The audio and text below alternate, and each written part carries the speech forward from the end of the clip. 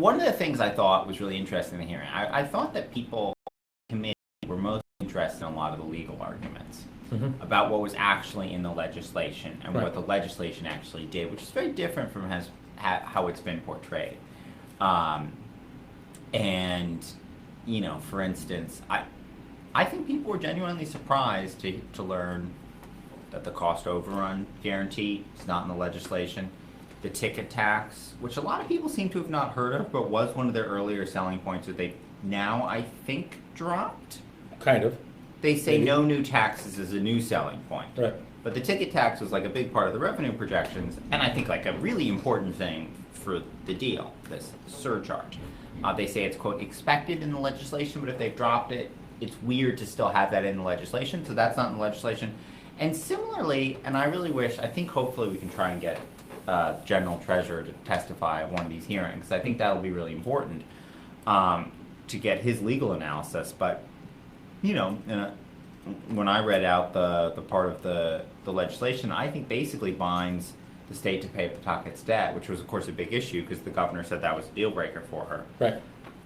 It really does seem like the state is compelled to pay Pawtucket's debt. And text of the legislation is pretty clear. So I thought that was interesting. And one of the interesting questions I have is how we respond to the way the hearing is structured. Because you can't go to another hearing like that. It's not worth anyone's time. You can't ask Rhode Islanders to show up. And I hate to tell people to not show up at things. Well, we were out in the hallways where most of the business is really done at, what, midnight?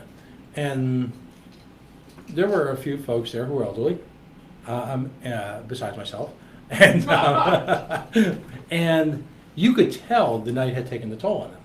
It took a toll on me, too. I mean, but these folks, you know, these folks were there out of a genuine, there's a genuine concern to their presence. Not that we don't, but these are grassroots people who woke up that morning and said, you know what, the hell with it, I'm going. And I'm going to make my point heard. And they were denied that opportunity because of this travesty. Yeah, and honestly, you know, and Conley, I hate to do this. I had a rather heated discussion with him afterwards, or during the hearing, and he claimed that the anti-McCoy crowd, the tear it down crowd, were the principals in the deal, and so they deserve a right to speak when other people didn't.